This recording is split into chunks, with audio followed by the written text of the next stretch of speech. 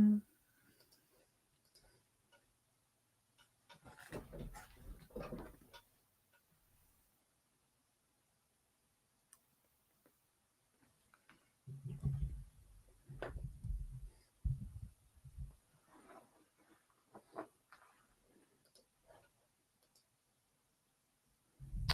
everyone, welcome to today's Program Yourself Thin podcast. Today we're talking about what if everything you knew about weight loss was wrong? And I mean this literally. What if everything you knew about weight loss was wrong? In a weird way, it would be the greatest day of your life, because once you realized everything you knew was wrong, you could start learning what was actually right, and you probably get way better results. But the biggest challenge you have in front of you in terms of mastering your weight is accepting the idea that you've wasted a lot of your time, you've been led down the wrong path, and everything you think about it is pretty much wrong. And that's a hard thing to wrap your head around, right? It's cognitive dissonance. And we don't want to believe that we've spent decades doing the wrong thing. We would rather keep believing we're doing the right thing. We just haven't done it right enough yet. But I'm here to tell you that, yeah, pretty much everything you learned about weight loss is completely wrong. And we start right off with the goal, right off the bat, right? Your goal's wrong. You don't even want to lose weight. How about you're that wrong? You're so wrong. You don't even want to lose weight. That's not even your goal. Can't get much more wrong than that. You say, Jim, what are you talking about? Of course I want to lose weight. No, you don't. You don't want to lose weight. You want to live at your goal weight. And if you think they're the same, you better get your head checked, because they're completely different. Because when all you care about is losing weight, you'll do anything. You'll stop eating carbs. You'll starve yourself. You won't eat for 18 hours a day. You'll do whatever you can to lose the weight. And then what's going to happen though? Best case scenario, you get to your goal weight. What do you think happens then? 95% of the time, you put the weight back on, because you can't live that way. So the difference between wanting to lose weight and wanting to live at your goal weight for the rest of your life on your autopilot is night and day. They're two completely different goals. And when you make the goal wanting to live at my goal weight forever, you start to choose more sustainable strategies. You have to, because you're not going to do keto forever. You're not going to starve yourself forever. You're not going to work out like a madman forever. You're not going to do it. And so you don't do it. And what happens is you start to open yourself to doing more sustainable, strategic things. Now, you already do this if you went to college, right? You knew you couldn't learn all the 4 years of stuff in a month. So you didn't even try. You just accepted the reality. Okay, this is what it is. But when it comes to weight loss, you keep trying to shortcut the system, right? Every diet's like a get rich quick scheme. And so you keep trying to shortcut the system because you think you can. Well, you can't. And so the sooner you start to realize that, the faster you put yourself into a real situation where you come up with real strategies and strategic solutions to your problem here. And again, so the goal is not to lose weight, it's to live at your goal weight for the rest of your life on your autopilot. And then everything below that, we just start knocking them out. You think you got to restrict to lose weight, deprive yourself, give up all the things you like? Wrong. Not going to work. You think you need to just eat as much protein as you can to lose weight? Nope. You think you have to get rid of all the carbs in your life to lose weight? Nope. You think fiber is not that important? If you're going to have fiber, you're going to have Metamucil and some bullshit like that? Nope, that's not going to work. You think you're going to stress yourself out to lose weight? You're going to make yourself miserable? You're going to completely change your life in one day and eat that way for the rest of your life? Nope. So what do you do? Right? Because the truth is, don't get me wrong, not everything you know is wrong, but all the big stuff's wrong. You're completely on the wrong path. That's why you're getting shitty results. You're a smart, intelligent person. If you were on the right path, you'd be getting good results, but you're completely on the wrong path. So the sooner you realize that, the sooner you can get on the right path. What's the right path? Well, I think my path's the right path, but I'll leave that up for you to decide. But if you want to find out, go click the link in my bio, get the hypnosis session I give you for free, and then watch the video I made for you. Let me lay out a different perspective. What do you got to lose? How much longer can you keep believing in defending this diet mentality? At what point do you look at the results and say, this is not working? Time for a new approach. And I'm going to give you that approach, but you got to take some action. So click the link in my bio or go to programyourselfthin.com and go check it out. Read the emails I send you. It's all free. No one gives you more free stuff than I do. Go check it out. And I think you very quickly realize that there's a much better approach to mastering your weight than what you've been doing. And once you realize that, that sets you on the path to get much better results. So I hope this helps you out. If anyone has any questions, feel free to ask them. It's fun. Sometimes these lessons are fun to do. I tell you. What's up, Katie? So funny. I'm in a spicy mood. I'm reading this book. It's got me in a spicy mood. I'm not going to lie. I am reading Proteinaholic. Again, first book of the new year for me, and already a top contender, I think, for book of the year. It's so funny for me because it's like, it's just funny. I was thinking this today because I've been a vegetarian for 25 years. So I went through a lot of this stuff, a lot of this deprogramming realization stuff so long ago, but I just been living it, and it's just funny kind of coming back to some of the basics, but some of the basics with better science. When I became a vegetarian, I'll be the first to admit that the science wasn't the best, that I was looking at. I'm not really a science person anyways, but it was much more that, I kind of came through it in a non-scientific way. So it's very interesting kind of taking my vegetarian stuff and then adding like really good science to it.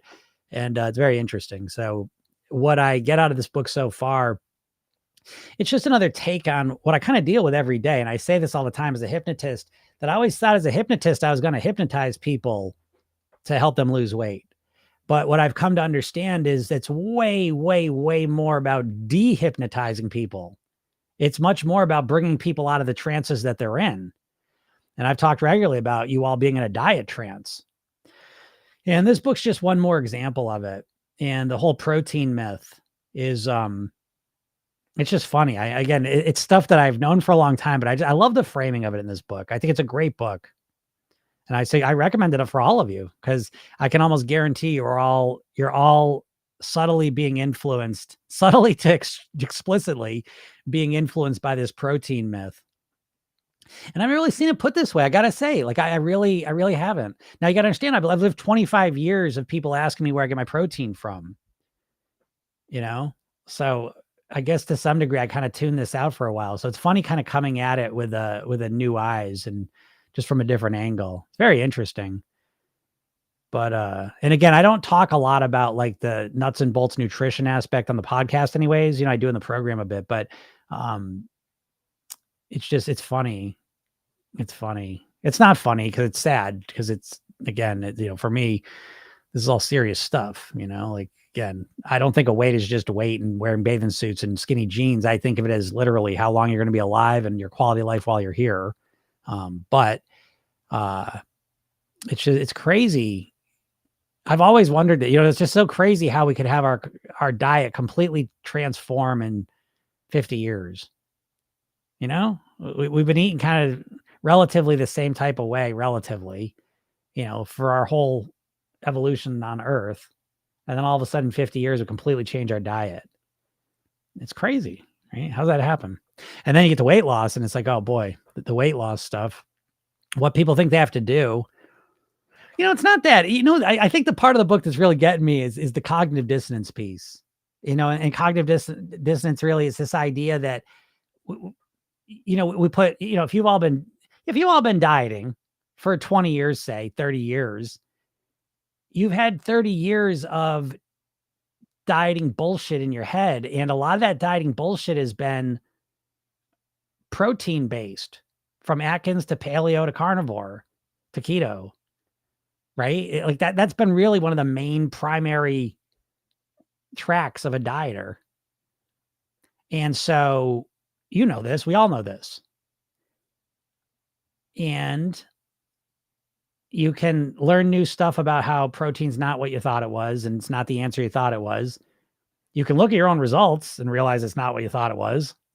You can look at everyone else around you who's just doing the same shit, not getting the results. You can read the science of it, and yet you still won't believe it because you're just too invested in it. That is a thing about humans, it's called sunk cost, that once we put a lot of energy and time into something, oh, it's so hard to let it go, right? It's so hard to say, oh, fuck, 30 years. Yeah. It's hard to get rid of that. The easiest way to avoid that is to be like, well, no, that's wrong. It's still protein. It's still protein. It's a keto, and people get trapped in this way of thinking because it's so hard to let go of what you believed. Biggest challenge. I know that. I say it all the time. I mean, that's my biggest challenge with promoting my program, is that it's outside the norms of dieting. And it's very difficult to get people to think outside their normal ways of thinking for a number of reasons. So, That's the big challenge. And that's your big challenge, though. That's your challenge. Are you ever going to get the results you want? Are you? I would suggest that whether you're going to get the results you want weight-wise is probably gonna have a lot less to do with if you're able to magically tap into a bunch of willpower, and probably have a lot more to do with, are you able to let go of what doesn't work and start doing things that actually do work? And it's way harder than it sounds. So I don't know. No. But anyways, enough of that. How you all doing? If anyone's got any questions about weight loss, feel free to ask them. Any questions, welcome. Although I will warn you, I'm in a little spicy mood. D says, what are your thoughts on the GLP-1 drops? All right, drops. I haven't heard of those yet. So yeah, that's the first I'm hearing of that. It's funny, and I'm so excited. I got Dr. Greger, who really is a big inspiration for me. I'm a huge fan of Dr. Greger. And he wrote a book about Ozempic, and I got it on the way. I cannot wait to read it, and I will share with you what's in it. But, one thing this Proteinaholic book's doing to me is it's making me realize just the overwhelming bullshit that we all live within in terms of our diet, our nutrition, our weight loss, all of those things. We live in a funhouse carnival, a fun house. So, the carnival mirrors, all fun house mirrors, right? We live in a fun house.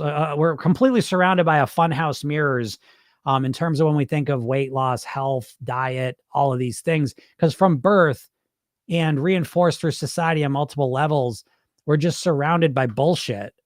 And so we're walking around completely confused. And so to that point, I get on here usually when people ask me about Ozempic and Wegovy and GLP-1s, I usually aim to be as diplomatic as I can be.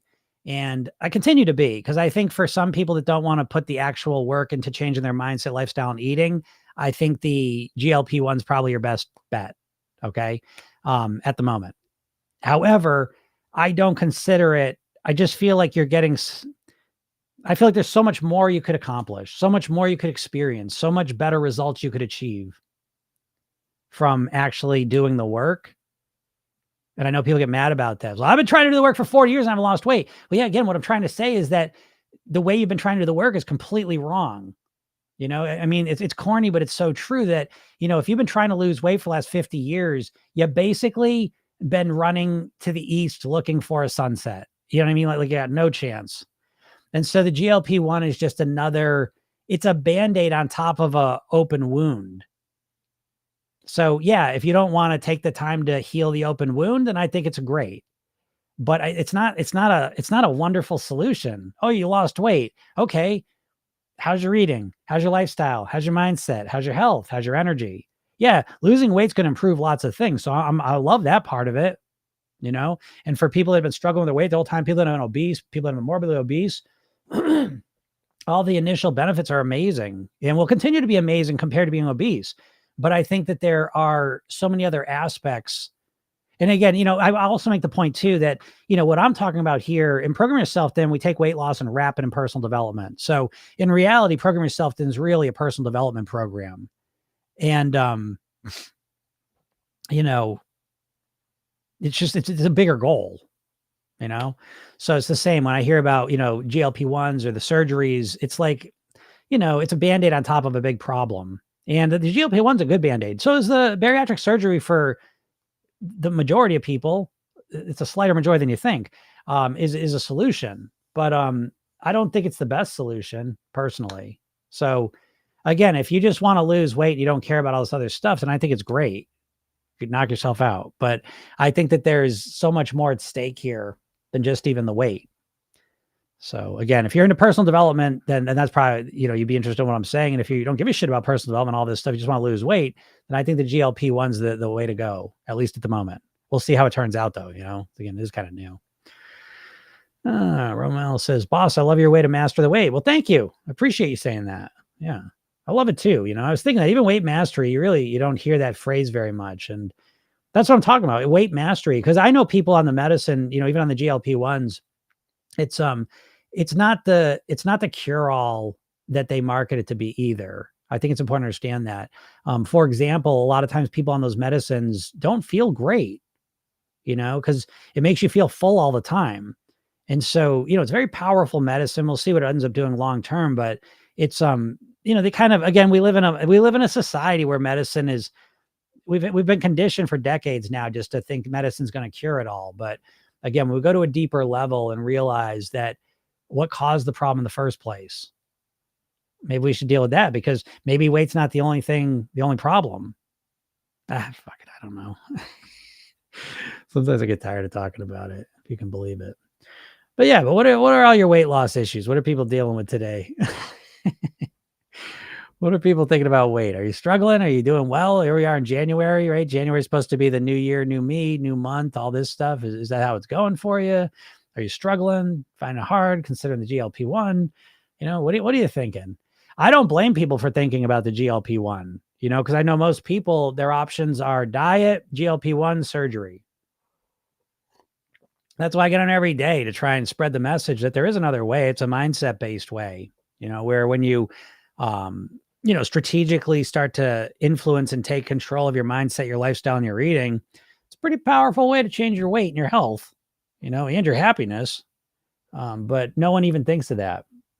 Again, we've had a lifetime at this point, depending on how old you are, it's just a lifetime of bullshit, and so people are just lost and apathetic and tired and overweight and sick and all the rest of it, but I think there's better ways to go about it.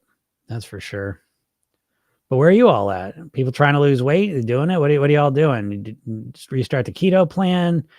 What are we doing? What are we doing to lose weight these days? It is funny. And again, I've said this, that I think that, and you see the writing on the wall with these diets. The diets don't work. Everyone knows that to some degree, whether you know it consciously or subconsciously, the diets don't work. And so, I think that there's such apathy around weight loss because dieting's been the only way you have been shown to lose weight. And I think there's so much apathy around it that people feel, well, the only choice they have, the only option they even have that's real is the injections, or surgery. And that's not true. Not true. Jen says, I've been meditating and trying to fundamentally change my mindset for about 2 years now. I can't figure out what I'm doing wrong. I was talking about this the other day that for me personally, and I sit here in front of you, I don't make any bones about it. I'm just literally one of the luckiest people on the planet. Like, in the sense that, when I was 50 pounds heavier and I was at a really low point in my life, these things just fell into my life. I did nothing. I mean, I did do nothing intentionally to bring these things into my life, but literally within a month or two, I was exposed to yoga, meditation, hypnosis, neuro-linguistic programming, Tony Robbins. I started playing guitar.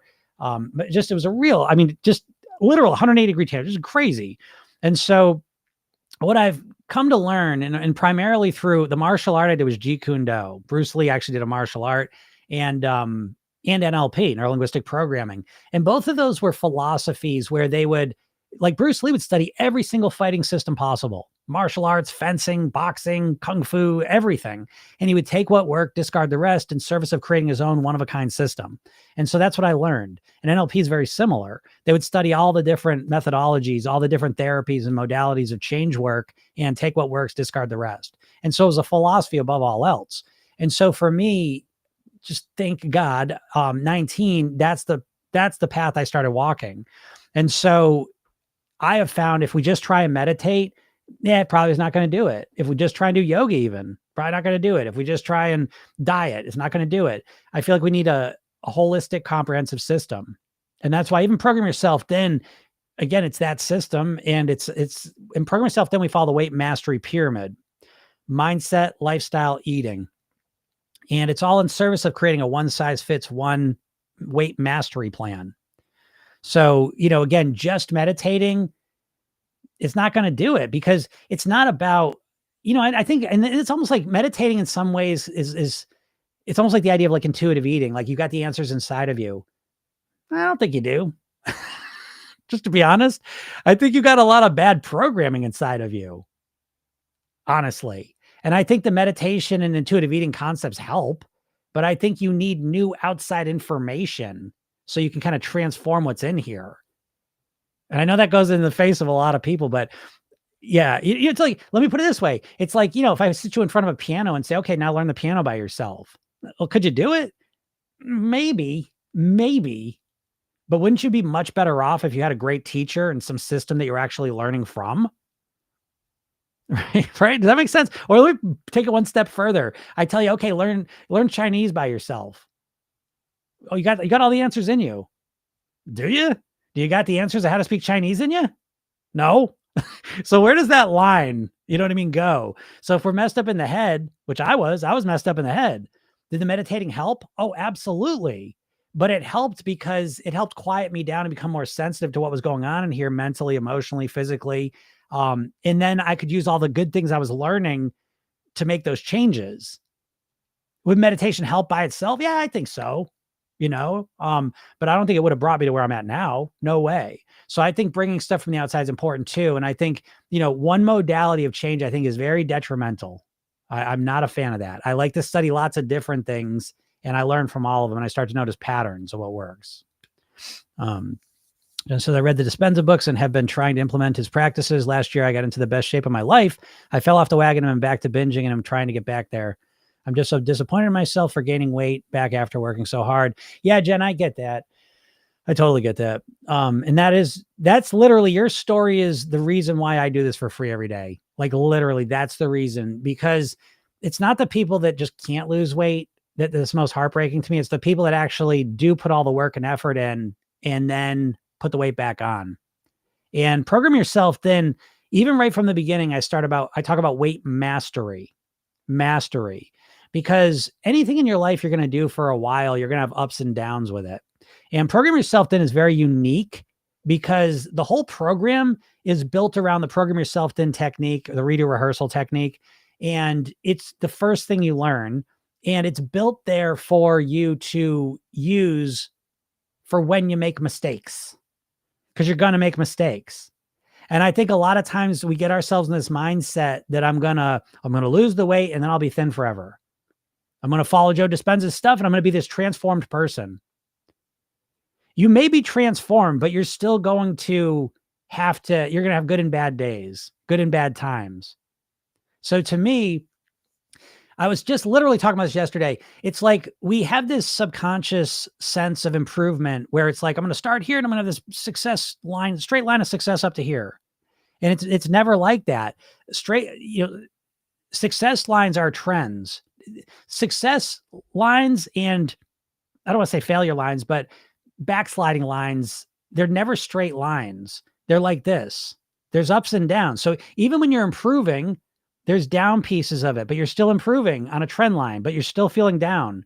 And this is what I'm trying to say. Like, even when you get in the best shape of your life, you're going to have emotional issues. You're going to have food cravings. You're going to have lazy days. You're going to feel like shit. You're going to have fights with your partner. You're going to have all this stuff's going to still go on. And I think the diet industry has sold us this fairy tale that once you lose the weight, everything's just magical. It's not. I mean, it's better, but it's still bullshit because you normalize to whatever your reality is.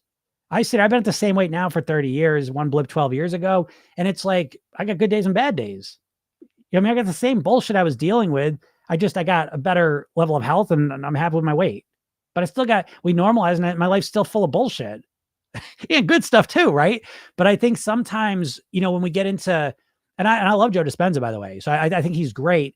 I got to read him a little bit more. He's not a main guy I've read, but I'm a big fan of his stuff. And a lot of people have told me what we're saying, what they say anyways. And again, I haven't really validated enough of this stuff for myself, but that we're on the same wavelength in general. And I'm not trying to take any credit for what he's saying because I don't know enough of it. But regardless, one of my biggest pet peeves with personal development people, any of them, and weight loss people and fitness trainers and influencers is that they create this, they sell the dream.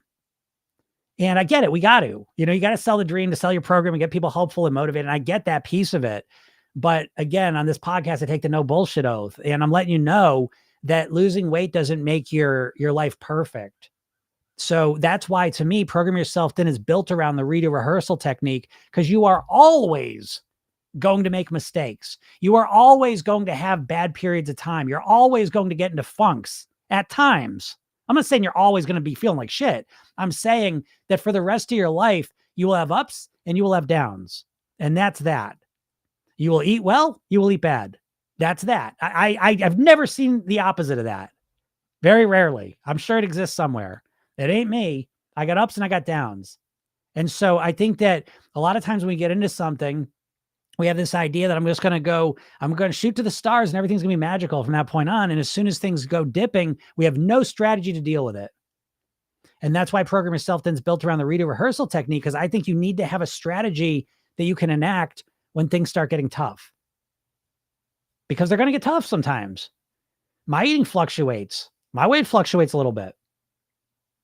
My moods fluctuate, So it's, again, I'm always looking for the trend line to get them up, but I also recognize that on the trend line up, there's also downs, So again, Jen, you might be at a down right now.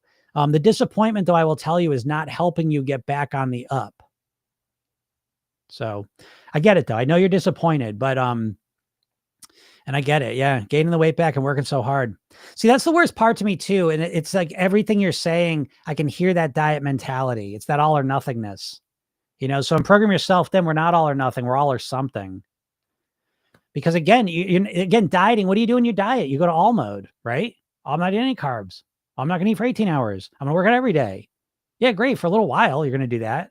And what do you do when you get tired, sick, pissed off, sad, depressed, whatever, and then you don't feel like being perfect? What are you going to do then? And what do most people do? They just fuck it and they put all the weight back on. It's the classic tale. It's a diet mentality, So I would suggest, Jen, what you probably did is you probably use Joe Dispenza's philosophy within a diet mindset, is what I'm hearing, because it's the classic, So again, it's really not a comment on Joe Dispenza, because he's not a weight loss master. You know what I mean? He's just not. And so you took his stuff and you applied it to dieting. And you dieted your way down to a weight, and then you had no strategy to deal with the gray spaces. You had no strategy to deal with when you had a bad day.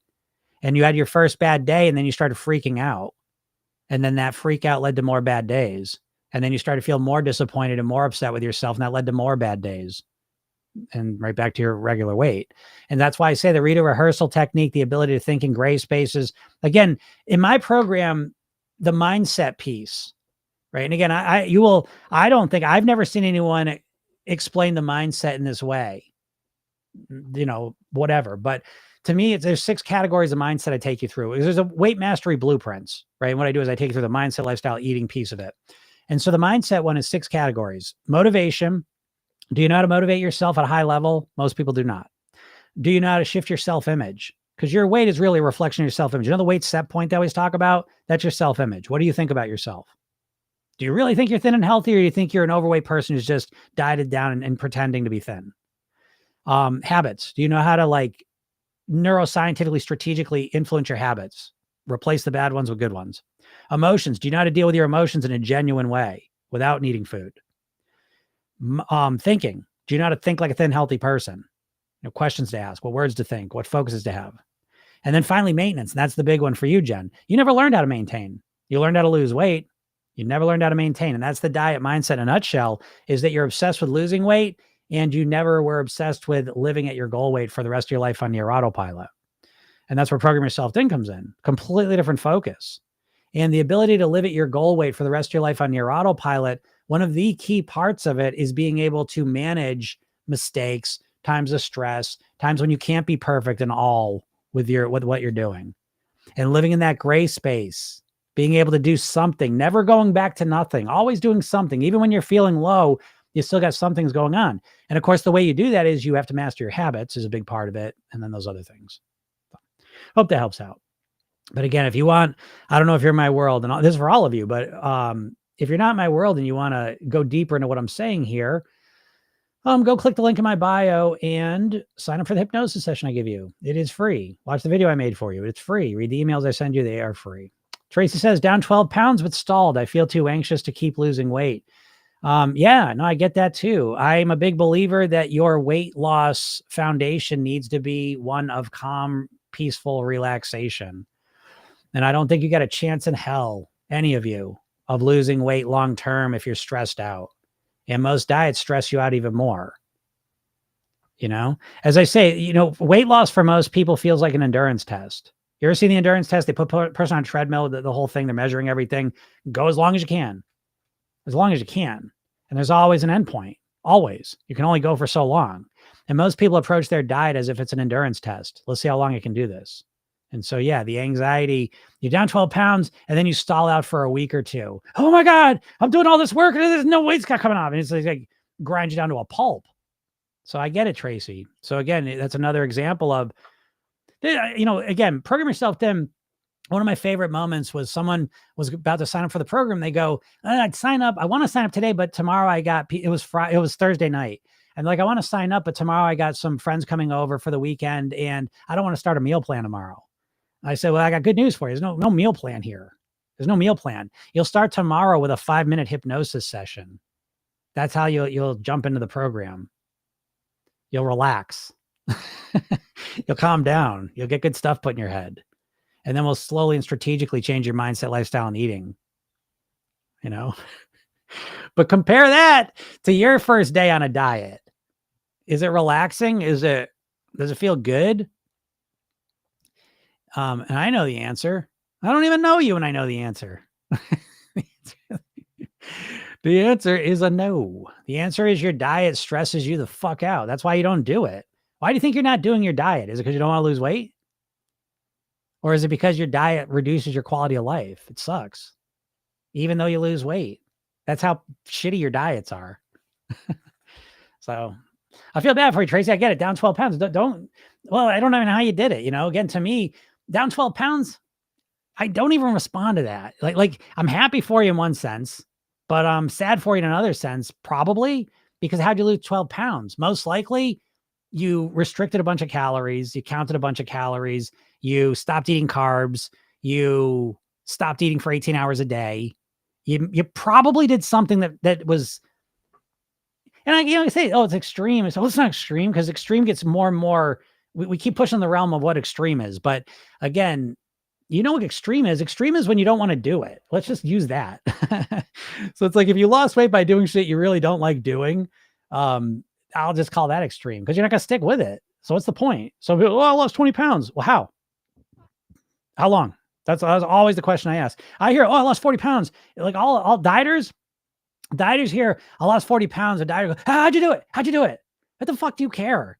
Why don't you find out how long they've been doing this for? And then again, when you ask how they do it, not like you're going to do it. So that's the difference. Again, I want to know how they did it too, but I'm at, because I know it's going to be some ridiculous, unsustainable thing. So I ain't impressed by that.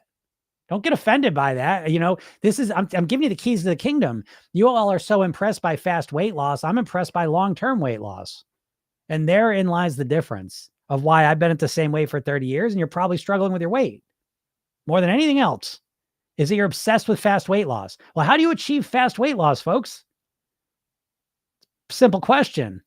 Bring it to the extreme. How do you achieve the most extreme, fastest weight loss? You do the most extreme thing. And the most extreme thing's the least sustainable thing. Right? So once you realize that, why are you impressed by short-term weight loss? That's not even what you want, but you're so fucking deluded by the diet industry. Again, it's not your fault. I want to make that crystal clear. I'm on your side. I don't want this to sound like I'm just, berating dieters. I'm not, but I'm berating the diet mindset. That's for sure. But again, if you're still here, Tracy, how did you lose the 12 pounds? I bet that'll give us all the answers we need. What's up, Christina? I'm starting to love the redo rehearsal so much. One mind opening after another. Yeah, absolutely, Christina. Yeah, Christina's in the program. And it is like that. I mean, I do the redo rehearsal every night. It's like brushing my teeth for my mind, and that's why I teach it. Because again, just like brushing your teeth, you got good and bad days of eating.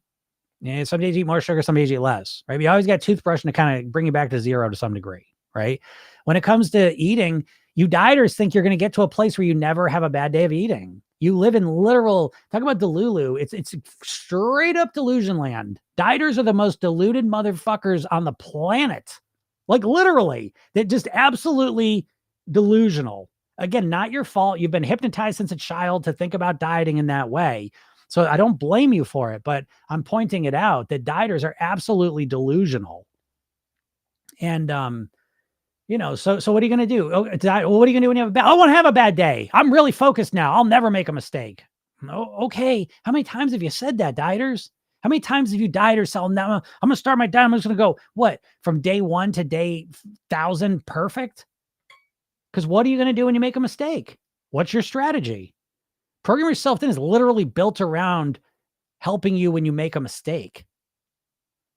Because you're going to make a mistake. You're going to make lots of them. Lots and lots of mistakes. How about that?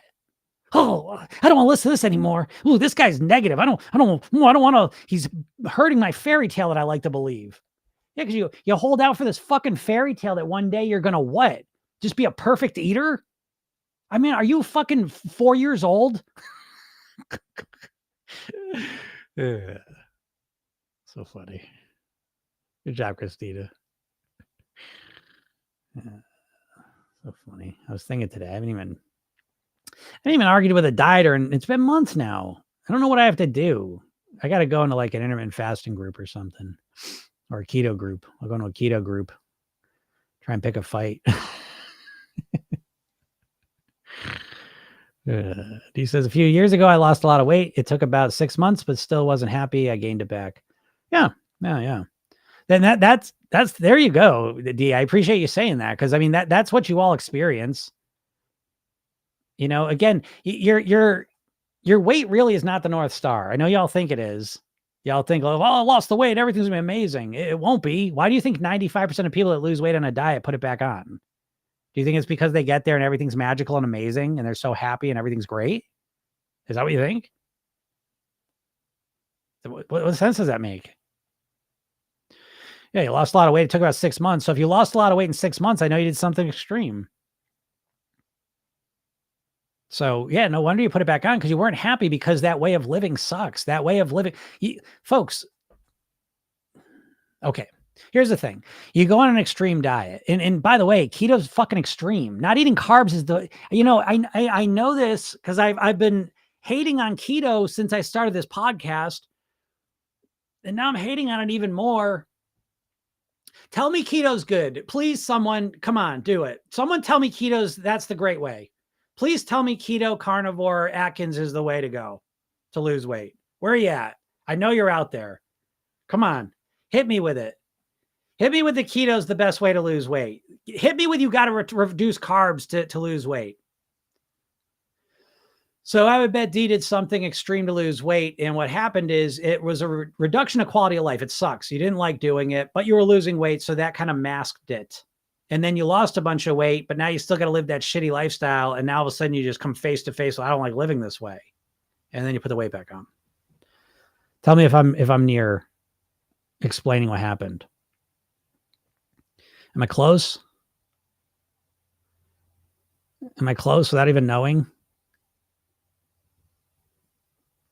So Judith just said you just got to normalize it. You got to normalize it because this thing is for the rest of your life. Yeah, absolutely. Yeah. You got to normalize it. Exactly. And you can't normalize things all at once. You're going to normalize a keto diet. Well, you'll never normalize that because it's fucking weird. But yeah, you got to normalize it. That's right on the money. Tracy says, I mean, fear of stuff going on in the world. It wasn't a hard diet. Oh, okay. I got you, Tracy. Yeah, no, that's another thing too. Yeah, being able to handle our emotions, right? So what Tracy's talking about, the diet wasn't that hard, but listen, folks, we live in a culture where we've been conditioned to use food as our main emotional management strategy. You don't believe that? And we use food when we're feeling sad, depressed, happy, excited, celebrating. Every emotion that comes up, there's food. So yeah, all of a sudden the world's a fucking crazy place. What are you doing? You turn to food just to get through the day. Why? Because you don't have any better strategies. You don't have any other strategies to deal with your stress that don't involve food that work for you. That's the cornerstone of Program Yourself Thin is the hypnosis. You got to stop thinking about hypnosis just like what's going on in your head. You have to see hypnosis as a whole body experience, much like meditating. They're very similar. They're very similar states that are used in different ways. And so every time you're listening to a hypnosis session, guess what you're doing? You're relaxing and calming down. Don't you think most of us could use some more relaxation and calm in our lives? Yeah, Judith, you're totally right, though. Yeah, you don't put the weight back on. That's the problem. So it's for the rest of your life.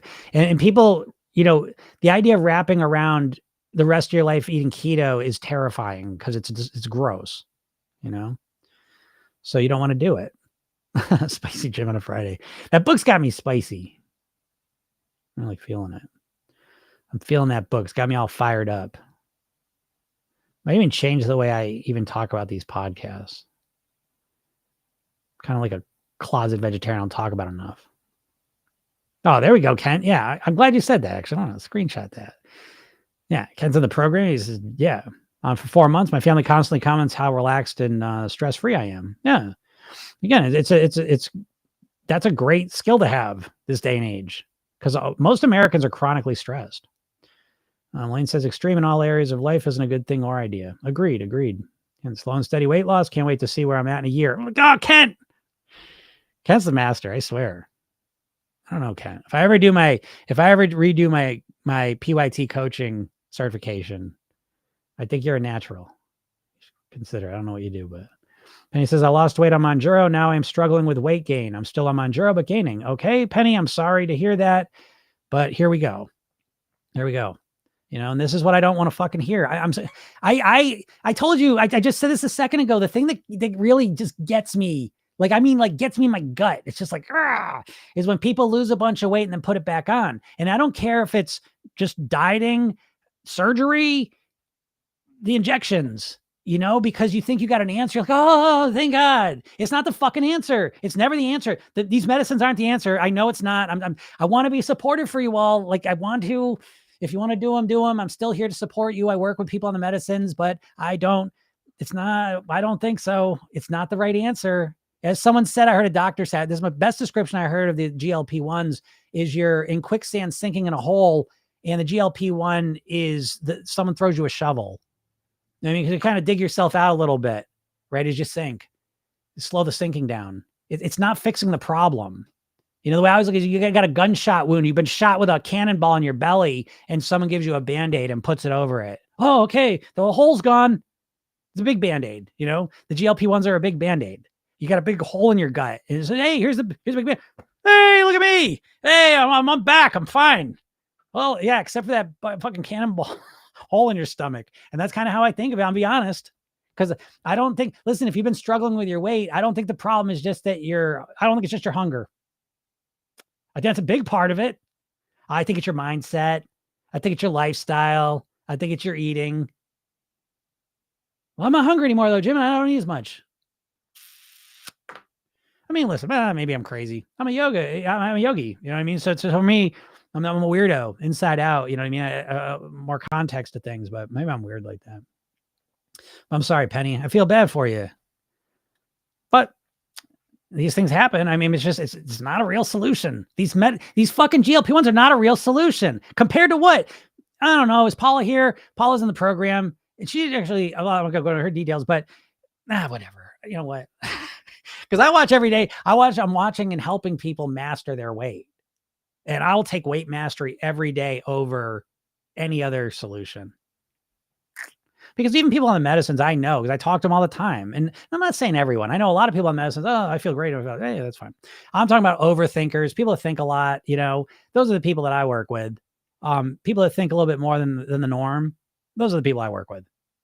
People that kind of type A-ish, action takers do a lot, right? This time I'm able to figure out their weight. And I talk to those people, and some of those people are on the medicines, and they always feel not great. Feel like they haven't solved it. That you haven't solved the core problem on those. And that's what I'm curious to see. What I'm fascinated to see, because they have not tested these medicines they've tested these medicines for 20 years on type 2 diabetics. They have not tested these medicines on people just for obesity and weight-related issues. And so the big question is, what happens after 2, 3, 4, 5, 10, 15 years? We don't know yet. They haven't tested it. So we'll see. But I'm sorry, Penny. But at least there is another way. I mean, go get my hypnosis session, step into my world. Maybe it's an answer for you. Maybe it's not. I'm not saying my program's the answer for everyone. No way. But I give you lots of free shit so you can find out if it is. Because if it is, imagine having your mindset locked down, having your lifestyle locked down, having eating strategies that are built customly for you so they're easy to stick with for the rest of your life, so that you can live at your goal weight for the rest of your life on near autopilot. How's about that? How much would that be worth to you? Happens all the time in my world. You're full of shit, Jim. It's going to cost you nothing to find out. I give you a bunch of free shit. Does it resonate or not? Doesn't resonate? See you later. Doesn't resonate with everyone. I'll be the first to admit it. To be honest, that's part of why I love doing this podcast, because I weed out the people it's not a good fit for. Karen, like you all, I don't give a shit. If it doesn't work, are still friends. You know? But the people it does work for, it's life-changing. Daisy says you're a crack up. Well, thank you. Jen says, what are your opinions on water fasting for spiritual purposes? Is it actually beneficial?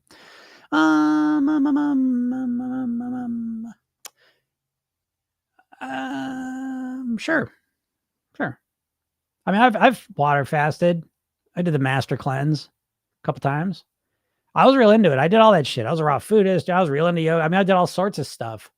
Did it help me spiritually? I mean, it was an experience. But don't be sneaky, Jen. Don't be saying that water fasting for weight loss. Just making sure. Don't be sneaky. Water fasting for weight loss is pretty much the fucking dumbest thing you can do. I think the only thing dumber than water fasting for weight loss would be chopping a leg off for weight loss. That's literally the only other thing I can think that's dumber than that. Yeah. That's the only other one. But water fasting is at the literal top of the list, right after if you're chopping your leg and arm off. That's always number one. Because that's the fastest way to lose weight. But water fasting is number two.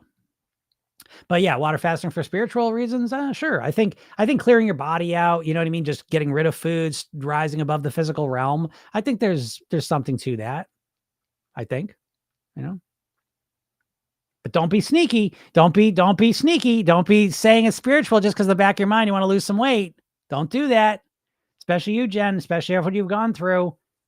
Because what's going to happen is if you're being sneaky, Jen, what's going to happen is you'll water fast, you lose a bunch of weight, then you can put it all back on, and it's going to trigger all that trauma of all the weight you gained last year. So please don't do it. You understand? Folks, dieting has taught you to have a time span in your mind this long. So all you do, I always joke, dieters think in time frames of days, weeks, and maybe months. Weight Master is thinking in times of years, decades, and forever. So dieters says, oh, I'm going to water fast so I lose weight. Well, you are literally thinking a week to 4 weeks into the future. And you are completely creating a brick wall between, 4 weeks into the future. You're not looking at that at all. And that's when all the weight comes back on. And how's that going to make you feel? Absolutely devastated. Again, that's why it's so heartbreaking to me when people lose weight and put it back on, because it's so devastating. It's so devastating. In so many ways, physically, mentally, emotionally, spiritually. That's your thing too. So, yeah. What book again? Proteinaholic. Proteinaholic by Garth Davis. It's really good. It's really good. I'm loving this book. Now, you got to understand, I mean, yeah, you talk about confirmation bias. I'm vegetarian. So I'm already in that ballpark. So if you're a meat eater, I don't know, you may or may not like it. I don't know. I think you'd be well served reading it, though. If you think protein's the answer to your weight loss troubles, I don't know. I'm not sure if that's true. I don't talk about this too much because I know it turns a lot of people off. That's why I as obnoxious as I get here and as confrontational as I may seem sometimes, I do regularly kind of avoid the protein thing because I know people get so triggered by it. But I don't know, maybe I should start talking about it. Penny said hunger and food noise is back. Yeah, Penny, I'm sorry. Again, I mean, I've been dealing with food noise for 30 years. So when I see this medication comes out and it's like, oh, it's going to deal with the food noise, and said, yeah, for a little while, probably. I mean, what helps deal with food noise helps for a little while too, is the gastric bypasses and bariatric surgeries, A lot of people don't realize those people gain the weight back because you think, how the fuck is that possible? You made your stomach, lopped off 75% of your stomach. How the hell can you gain weight? And that's when you start to realize this really is a mindset issue.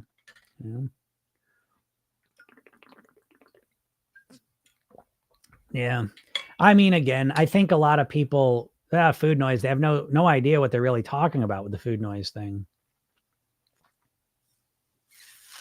There's so many ways to deal with it, but again, well, I don't say there's so many ways. I think personally that if you're going to get any control over your weight, you're going to need a holistic, comprehensive plan to do it.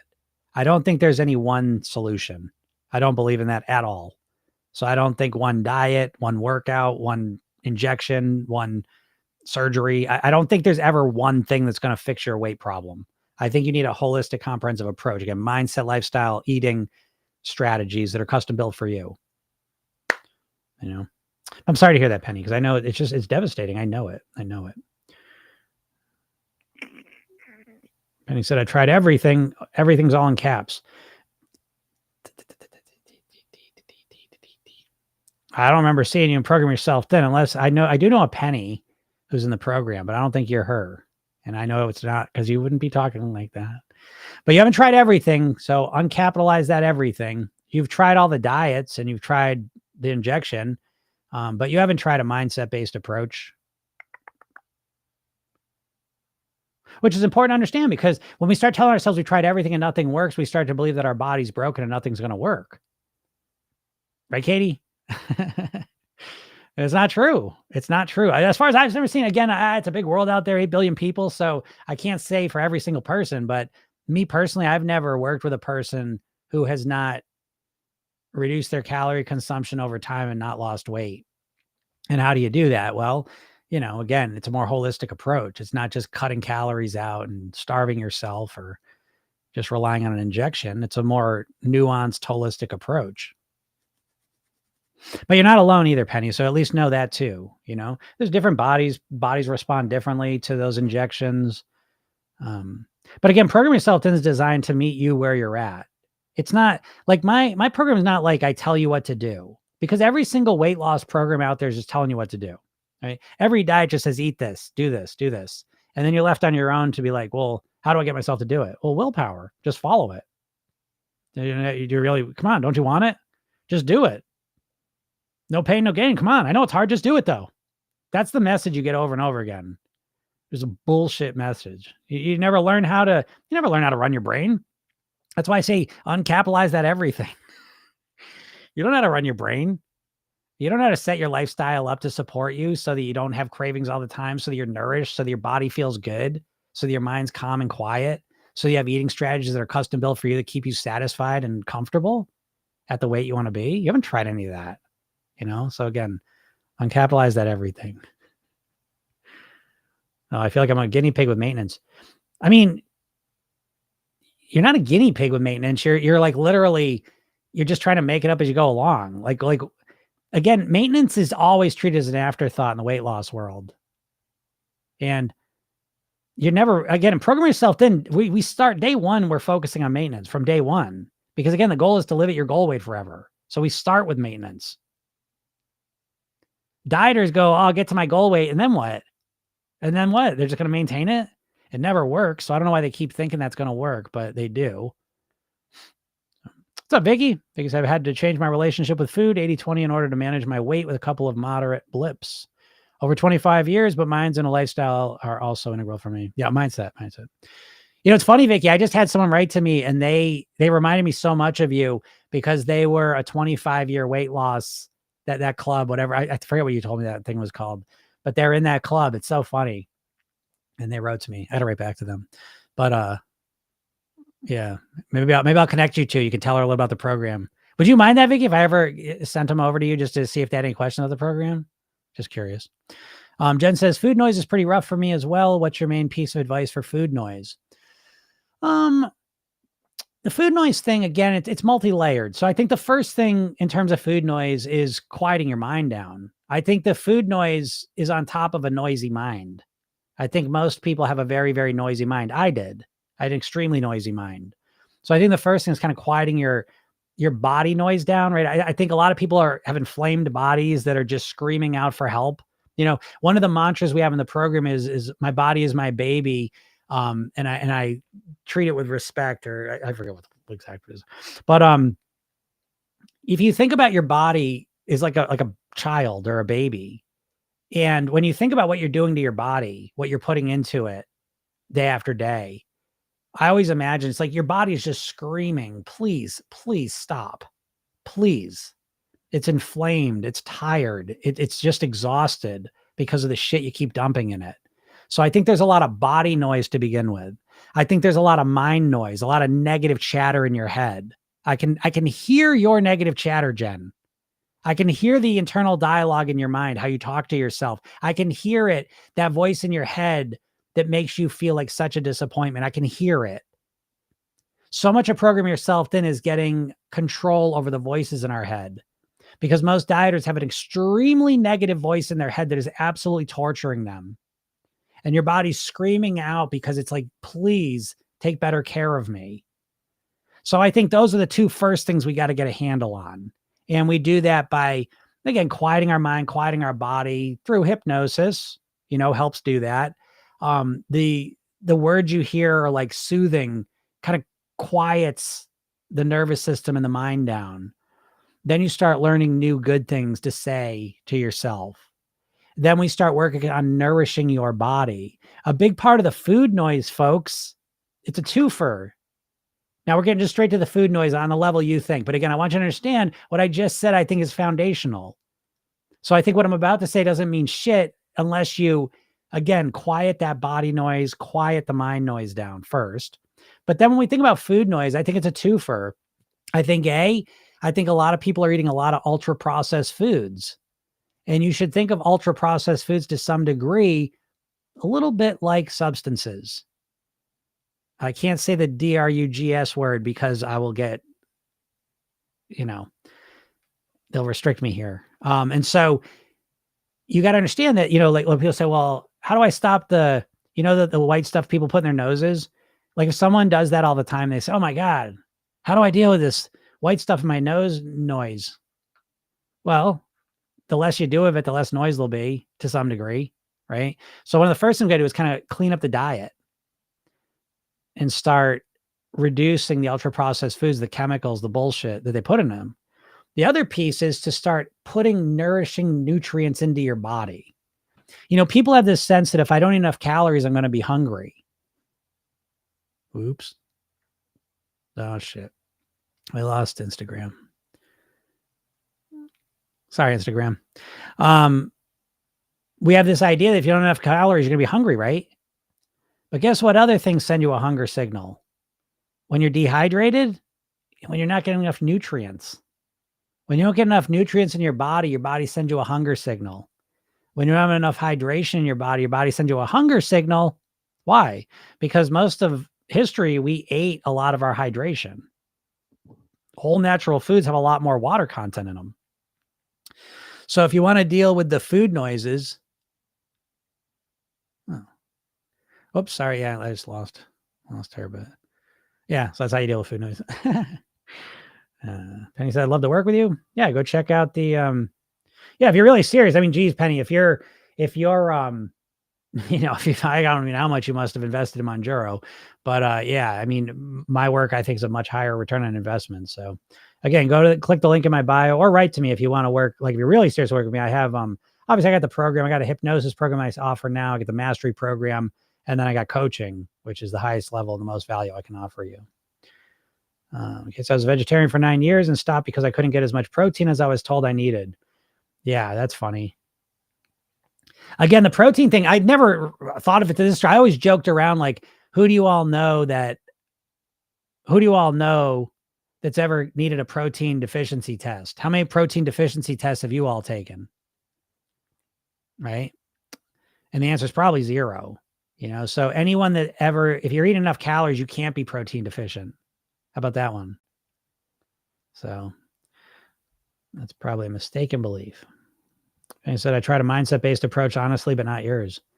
Yeah, I would love to hear what that mindset-based approach was. Because again, I don't want to act like I'm the hero of the world here. I will say that there's not a lot of me. I haven't seen a program that's anywhere close to Program Yourself Thin personally. And I always sound biased, but I would love to know what mindset-based approach you took.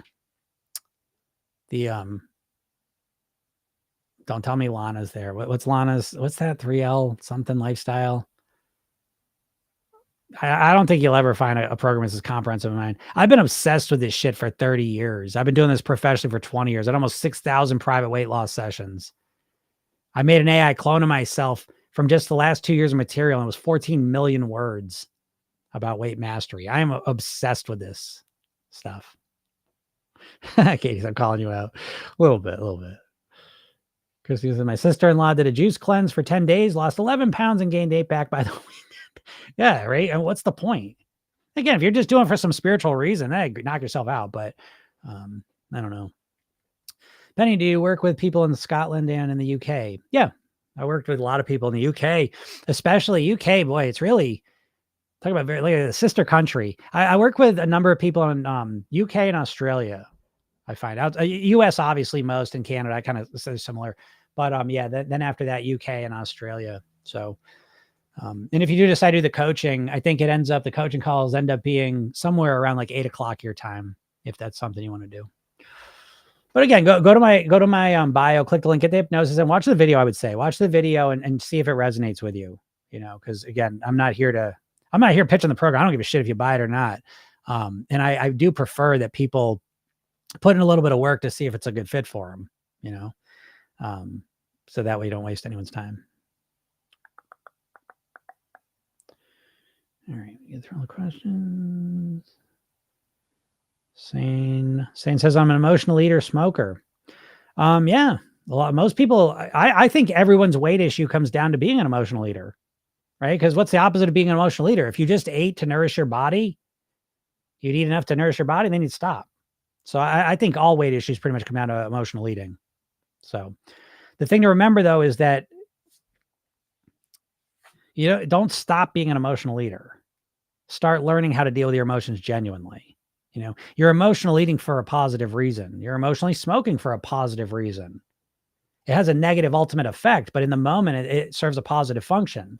So most likely, you know, again, there's all sorts of emotional eaters, but smoking, I'm going to guess, and there's probably a couple of different flavors of it, but I bet one of the main flavors of emotional eating smoking you do is you get stressed and you go running off to the food and the smoking. And it's probably because the eating and the smoking are the two best strategies you have currently to deal with stress. They're the most relaxing things you can do that you can count on. And so until you find a better way to relax, you'll always relying on eating and smoking. That's my take on that. Katie said, TikTok slang I've seen for this is Coca-Cola. Oh, okay. Katie, thanks. That's a good one. But I'm going to say that I wouldn't know what that meant. I didn't know that one. Melanie, low carbs over here, 100 ounces of water daily, size 00. All right, very good, Melanie. Now, again, there's always outliers, you know, so if Melanie's a size 00, that's an outlier size to begin with, you know, and so what I'm telling is the rest of you probably ain't Melanie. All right. David Goggins would look at me and say, I'm a, you know, soft, skinny, fat, you know, lazy shit. Fuck you, David Goggins. Thank you very much. I'm me and I'll do what I'm going to do and you do what you're going to do. So again, this gets back to a core principle of programming yourself in is there's no right or wrong. There's only what works for you. So I was thinking this today, you know, cause I'm like, you know, keto schmeto, but listen, if you've been on keto for 5 years and you're just killing it, hey, you're right. And I'm wrong. Melanie over here, she's been low carbonate, 100 ounces of water daily, size 00. If she's been that way for 5 years, hey, Melanie's right. I'm wrong for Melanie. But what you got to do is you have to ask yourself, okay, have I tried low carb keto thing? Yeah, I've tried it 10 times. What was my experience? I fucking hated it. Okay, then don't try and do it again. Stop it. It doesn't work for you. You know, I think we hear Melanie's stories and we say, oh, that's what I'm going to do. Well, Melanie did low carbs and 100 ounces of water. That's what I'm, and she's size 00. Oh, that's what I'm going to do. That's why you don't hear me telling you what to eat, folks. Do you hear me telling you what to eat? No, because I don't know what you should eat. I don't know you. Maybe Melanie hates carbs. Maybe she eats 1,000 calories a day. Maybe she just fucking loves water. Maybe she's got real different motivations to be a size 00 than you have. You ain't Melanie. You know, now again, I'm not here to, oh, Melanie, no, you shouldn't do low carbs. You're not hearing me say that. If whatever works for a person works for a person. What I'm saying is whatever you're doing to lose weight's probably not working for you because you keep listening to people like Melanie. That works for Melanie. Great. Good for you. You see? But what Melanie's doing probably isn't going to work for you. Your goal is probably not to be a 0-0. You're probably never going to be a 0-0. You're not Melanie. If I dieters fall for that pretty quick. How much does it cost? There's a couple different options. I mean, you get that right now, and I got to change this. So I'm quickly changing the mastery program to $500. I'm letting you know that. I'll give you till Monday. Monday, I'm changing that program to $500. I've had it.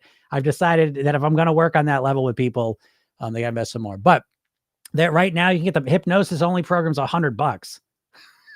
The best hypnosis program on the planet for weight loss, and it's guaranteed. Okay. The mastery program right now is $300. And then if you want to coach, it's $1,000. And that's changing too, but I'll leave it till Monday. But if you want to get that one, you got to get the mastery program. And then there's an upsell offer, and that'd be $1,000, 8 weeks of coaching come with that, group coaching. Those are kind of the options you got right now. Those are all going up.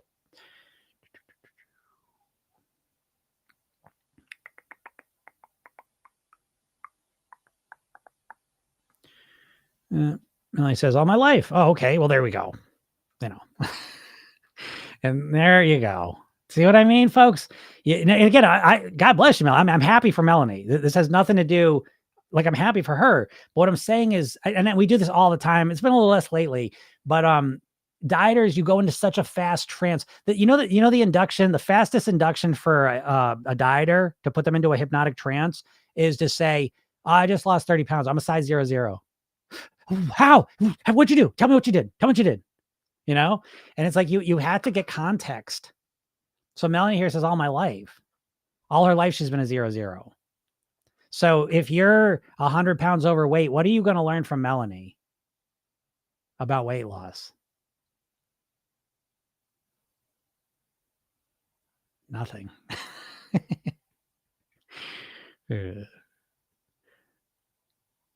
And again, I'm happy for it. I'm happy for it. What I'm saying is, again, dieters are always, you have no context to these before and after pictures. Your whole life with weight loss has been before and after pictures with no context.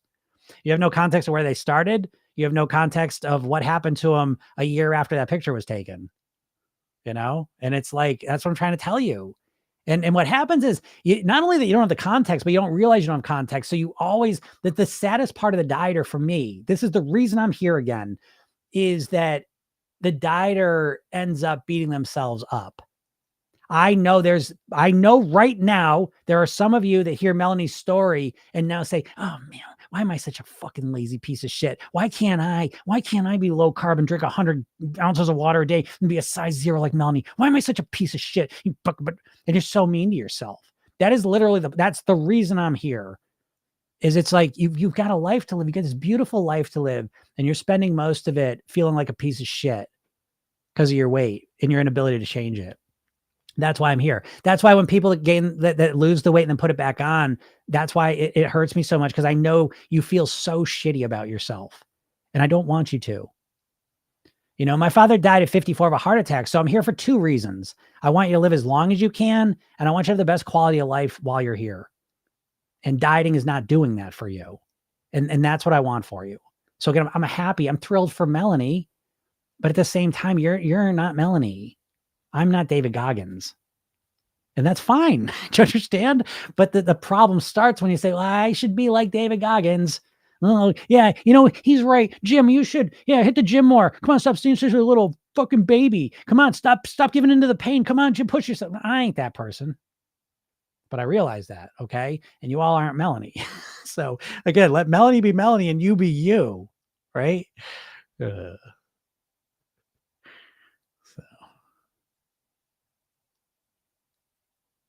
yeah. Oh no. But there goes Melanie. See, that's the thing, right? So Melanie goes. Katie asked her, so have you ever been overweight? Never, right? But then she follows it up with the discipline, and so what you got to understand, folks, is discipline's a relative term, so we could look at I don't want to I don't want to pick on Melanie, because I'm happy for Melanie, so I don't want to get on here, but some people have different realities than other people. And so the idea of discipline is a relative term. So for Melanie, she defines it as discipline for her. Okay. But her discipline's different than your discipline. If you've been struggling, been overweight for 75 years, You're 75 pounds, you're overweight by 75 pounds, and you've been struggling with weight your whole life, and you were raised with, in a different situation than Melanie was. Discipline means different things. But what a lot of people do is they have a tendency to say, oh yeah, it's because I'm not disciplined. It's not because you're not disciplined. It's because you don't know what Melanie knows, and who knows what Melanie knows? Just because she's a size 0 doesn't mean she doesn't have her own demons. I promise you. I promise you. It's not some magic cure-all. So again, we're all our own person. We all have our own path to walk. That's what I'm trying to say. So this has actually been really interesting to me, because you hear, oh, the double zero person. Well, they're the king of the weight loss world. Oh, all hail the 000 person, the low carb double zero person. Please don't do that. You got your own path to walk. That's what Programming Yourself Thin's all about. And I know you don't even want to be a 000. I know you think you do. Because you think, oh, if I'm 000, I'm the king of society. I'm the queen of society. I rule amongst all of you. I'm 00. It doesn't matter. It really doesn't. I promise you. So don't.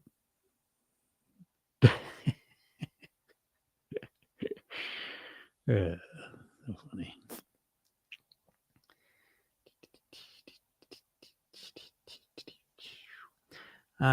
He says the key is to eat only until you're satisfied, eat quality whole foods, and stay active. I do agree with that. I don't disagree with that. But what people have to understand, like, again, if I said, hey, Melanie, what's an area of your life you struggle with? Because that's what I'm trying to tell you all here. This is what I want you to understand, that however Melanie was raised, whatever environment she was in, whoever she was raised by, instilled a lot of this stuff into her in a good or bad way, right? Again, people can be a 00 and be absolutely miserable. So it doesn't necessarily mean you're happy, okay? However, she might have been a healthy, happy family. She might have had an overweight, obese family, and she just was reverse engineer, contrarian, polarity responder. So what you have to understand, though, is that I could ask Melanie, say, Melanie, what's an area of your life you're struggling with? Relationships, financial, education, whatever. Some area of her life she's not happy with. So everyone in their life, some area there's a struggle. Okay.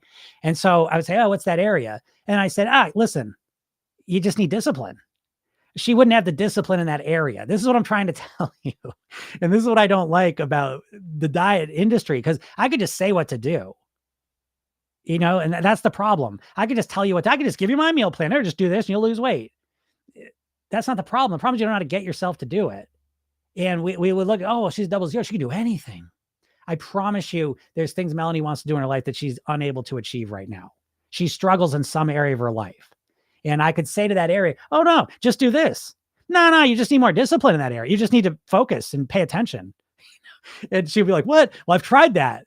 Yeah, I know. Because we all have different ways of doing things in different areas of our lives. I work with a lot of people that are extremely successful professionally. It's 25 grand to work with me for 3 months privately.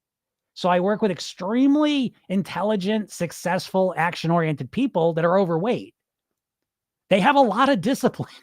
You don't get to a point in life where you can fork over 25 grand to focus on your weight and health and not have a lot of discipline, right? So discipline is not the problem for those people. It's a lack of knowledge. And so if Melanie grows up in an environment where she eats whole foods all the time, where she's active and everyone around her is active and they all follow this stuff, then she had these things ingrained in her, programmed into her subconscious her whole life. You haven't. So it's not that you don't have discipline. It's that you don't have all the subconscious programming that she had. And if we found an area of Melanie's life where she wasn't happy and she was struggling, we would find the same story. Oh, no, we'll just do this. Just do that. Just have discipline. Just be focused. Come on, you just got to want it. And you find out real quick, that's not the fucking answer. The answer is she just has the subconscious program to create the results she wants in that area of her life. And I think we look at this like willpower and discipline are the only secrets to success. And I think a lot of dieters think that, and it ain't true. Because I work with people that are as disciplined and as focused and as motivated and ambitious and have as much willpower as you can imagine. And they're overweight. And they know they should eat whole foods. I'm not overweight because I don't indulge. Yeah, but you don't indulge because you have completely different subconscious programming than someone who is raised in a completely different environment. Again, listen, I get this stuff, but this is exactly what I'm talking about. It's so simplistic. It's so simplistic. I'm not overweight because I don't indulge. Well, yeah, no shit. But how do you not get yourself to indulge? Again, and that's why I said, like, if you were brave enough, Melody, to write an area of your life you're struggling with, an area of your life you're not happy with, don't do it actually. But you'd quickly find out that there's a lot more to it. Stop living to eat. Again, these are all I agree with all these, but it's too simplistic to actually change anyone's life, you know. And that's the problem with stop goddamn eating fast food. Yeah. Again, that this is I will say I appreciate Melanie get on here because this is all it's kind of like everything that's wrong with the diet industry to me. It's just these simplistic, oh, just do this, just do this, just do this. And again, if Melanie did say, oh, I don't know, make as much money as I want. Oh, well, just work harder. You just gotta want it. Come on. Just and obviously there's more to it than that. And I think that's the point is that you know, there's just more to it. You know what I mean? Like, again, the diet industry is always telling you what to do and never showing you the nuts and bolts of how to actually get yourself to do it. And again, Melanie, I you know, like she's not a person I would definitely learn from because I think she's saying a lot of things I believe in. She's just delivering them in a very simplistic way that's not going to help anyone actually change, you know? And that's the diet industry in a nutshell. Listen, every diet out there will work to some degree. The problem is you can't get yourself to follow it. So you have to, I hope if this teaches you nothing else, the difference between simplistic answers that sound like they should work, but realizing that it's always a deeper thing to actually get yourself to do it. Let me bring it let me point it this way.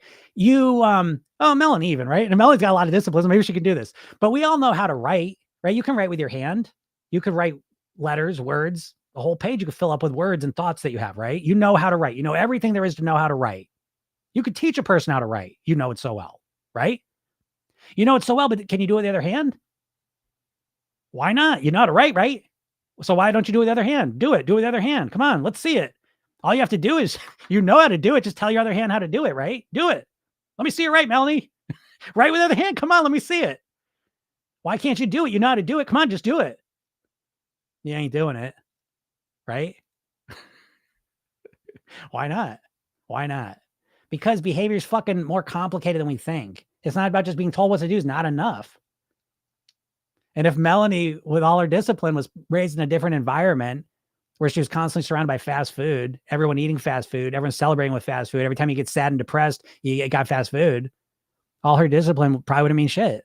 So again, I think Melanie's definitely got interesting. I agree with a lot of stuff she's saying, but I think the people I always learn from, what Program Yourself Thin's based on, is people that struggled with it and then were able to change it. That's what I'm more interested in. People that were just always one way. I'm happy for you, and I agree with a lot of stuff you're saying, but it's not that helpful for people that are struggling, because just telling people what to do, just for whatever reason, just telling people what to do doesn't help them. Don't you realize that, folks? That's the main message I'm trying to tell you. The entire diet industry is this. Oh, just eat less. Oh, no fucking shit. No shit. No shit, I need to eat less. How do I get myself to eat less? And that's a much more complicated thing. Well, just stop eating fast food. Well, what do I do with the cravings? Just ignore them. Well, what do I do when I go into a spiral of depression? Just go exercise. What? Yeah, okay, well, just write with the other hand. Come on, you know how to write an A, don't you? Not write a fucking letter? Come on, just write it.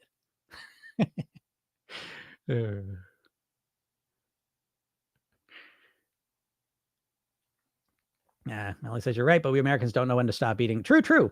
But again, we don't know when to stop eating because we've been conditioned since birth to overeat, and we eat foods that are literally engineered to overeat. You know what I mean? So again, it's not a victim thing like saying, oh, you know, poor. I mean, but there's a piece of that too. You know what I mean? So it's like we can logically know. Everyone here knows they should eat less food.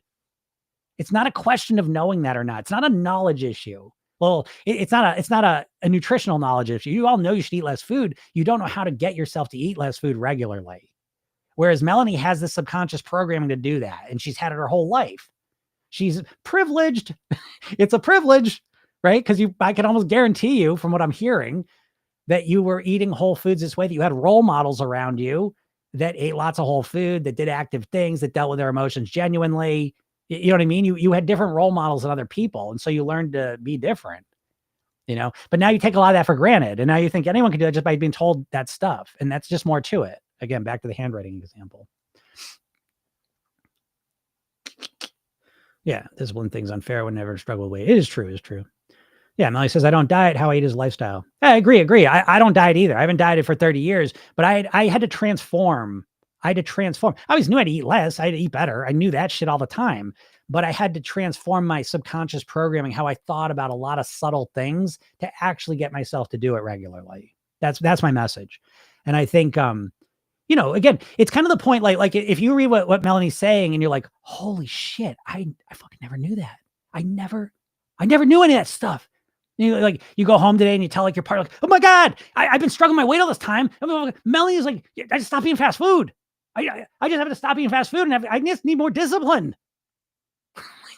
Is anyone reading that and being like, oh my God, this is life changing? I'm joking with you, Melanie, but it's like no one's responding that way because you already knew all that stuff. And what you know logically, consciously in your mind, and what you know subconsciously is the real issue. Everyone here knows that we should eat less, eat better, don't eat fast food. Everyone knows that. But only some of us subconsciously know that and have alternative solutions to it. Melanie's one of them, and I'm one of them. And there's a couple others. But most of you know that consciously, and subconsciously, you don't have the answers to it. You don't know how to, I don't eat fast food. What am I going to eat? What do I eat when I have no time? How do I feed my kids when I got to get home and, clean up after the dog or whatever, that's the difference. Your subconscious programming. That's the big difference. Because we all know the same shit on the top line. No one's never heard, again, imagine, don't eat fast food. Oh my God. I never thought of that. Melanie says, I guess I've been fortunate. Melanie, Melanie, you're a cool person. I got to say, because I've been busting your chops a little bit here, but I'm glad you said that. Yeah, I'm fortunate too. That's why everyone that listens to this, you always hear me say it. When I was 50 pounds heavier, eating like shit, binge drinking, out of control, it's like this shit just fell in my lap. I didn't have these role models in my life. This shit fell in my lap through no fault. No, I didn't do anything to deserve it, in my opinion. It fell in my lap. Now I grabbed onto it and I made it a focus of my life. But that's the big difference between me taking that path and taking this path. For me being sitting in front of you 50 pounds lighter for the last 30 years and me not being here talking about this, being somewhere else, doing something else, being 50, 60, 70 pounds heavier than I am now. So yes, fortunate, I think, is the right thing. And I think that's the energy to bring into this conversation because we have just different experiences. I had a childhood where I was raised to be overweight. And again, it was just 19, this shit fell in my lap. And Melanie, luckily, she was raised from the beginning that way. So yeah, we're fortunate. And I think that's much more accurate and it feels better to hear that. Okay. So, but it's just, it's not a so. I mean, just appreciate that you're fortunate and other people aren't as fortunate. And again, appreciate that other people are on a different journey,